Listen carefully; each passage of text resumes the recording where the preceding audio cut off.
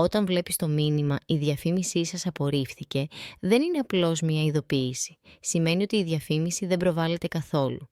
Και στις περισσότερες περιπτώσεις δεν φταίει το budget. Οι απορρίψεις στο Google Ads συνήθως οφείλονται σε ασυμφωνία με τις πολιτικές της Google, λάθος περιεχόμενο στη σελίδα προορισμού, υποσχέσεις που θεωρούνται παραπλανητικές, διαφημίσεις που δεν δένουν με αυτό που τελικά βλέπει ο χρήστης. Και πολύ συχνά ο λόγος είναι και οι φωτογραφίες, εικόνες που θεωρούνται παραπλανητικές, οπτικό υλικό που δεν συμφωνεί με το μήνυμα της διαφήμισης ή με το περιεχόμενο της σελίδας. Το αποτέλεσμα είναι πάντα το ίδιο: χαμένος χρόνος, χαμένα χρήματα και καμπάνιες που δεν ξεκινούν ποτέ. Η σωστή προσέγγιση δεν είναι να ξαναπατάς υποβολή, ελπίζοντας ότι αυτή τη φορά θα εγκριθεί. Είναι να γνωρίζεις πώς λειτουργούν οι πολιτικές της Google και να στείνεις σωστά διαφήμιση, εικόνες και σελίδα από την αρχή.